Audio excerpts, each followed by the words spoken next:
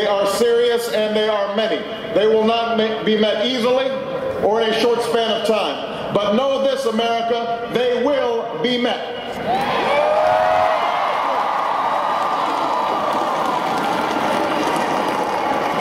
On this day, we gather because we have chosen hope over fear, unity of purpose over conflict and discord. On this day, we come to proclaim an end to the petty grievances and false promises, the recriminations and worn-out dogmas that for far too long have strangled our politics.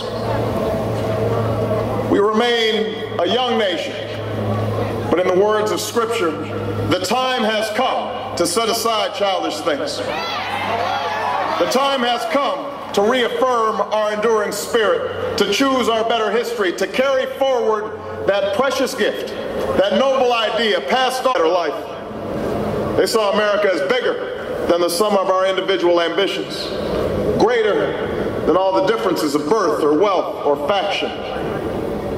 This is the journey we continue today. We remain the most prosperous, powerful nation on earth. Our workers are no less productive than when this crisis began. Our minds are no less inventive, our goods and services no less needed than they were last week or last month or last year. Our capacity remains undiminished, but our time of standing pat, of protecting narrow interests and putting off unpleasant decisions, that time has surely passed. Starting today, we must pick ourselves up, dust ourselves off, and begin again the work of remaking America.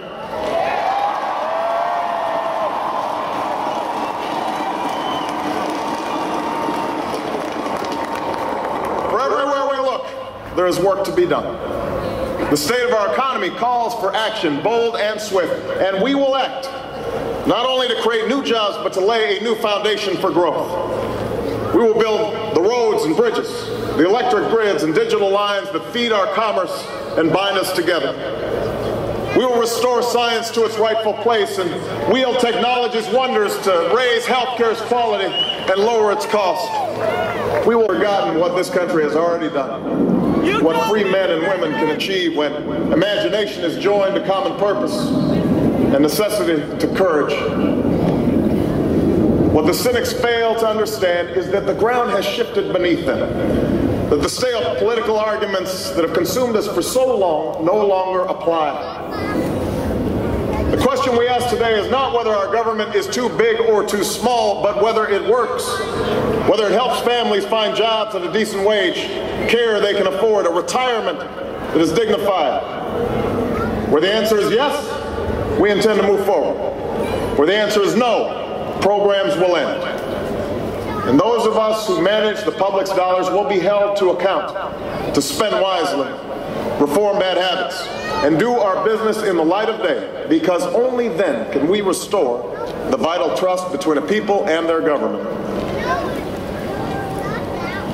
Nor is the question before us whether the market is a founding fathers faced with perils that we can scarcely imagine, drafted a charter to assure the rule of law and the rights of man, a charter expanded by the blood of generations. Those ideals still light the world, and we will not give them up for expedience sake. And so, to all the other peoples and governments who are watching today, from the grandest capitals to the small village where my father was born, know that America is a friend of each nation and every man, woman, and child who seeks a future of peace and dignity, and we are ready to lead once more.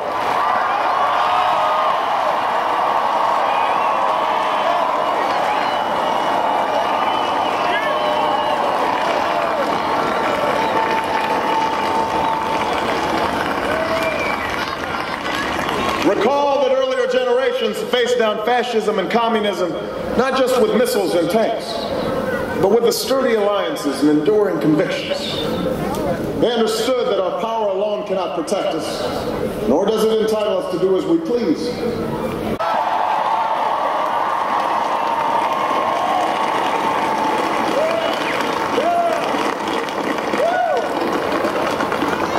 So let us mark this day with remembrance of who we are and how far we have traveled.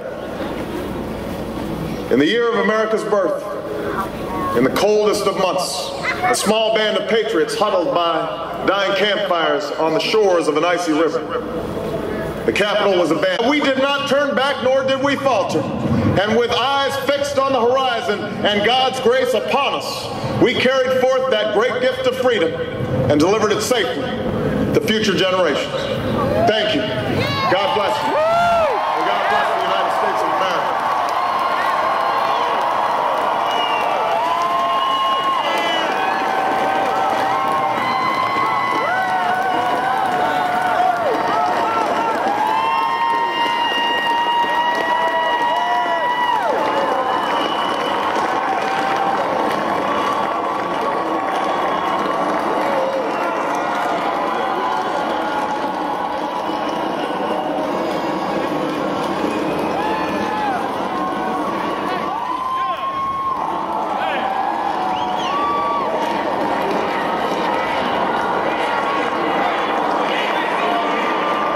Dirt roads and highways that mark the will of someone and then others who said, I need to see what's on the other side.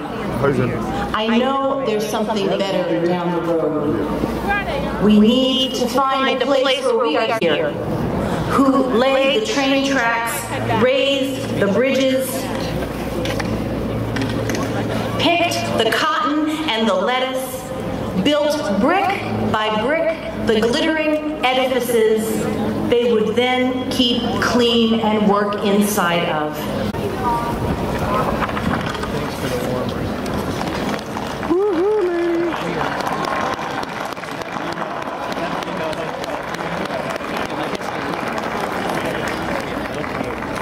And now it's my privilege to introduce the Reverend Dr. Joseph E. Lowry to deliver the benediction. Though oppressed by the flood of mortal ills, for we know that, Lord, you're able and you're willing to work through faithful leadership to restore stability, mend our brokenness, heal our wounds, and deliver us from the exploitation of the poor, or the least of these, and from favoritism toward the rich, the elite of these. We thank you for the empowering of thy servant, our 44th president, to inspire our nation to believe that yes, we can work together to achieve.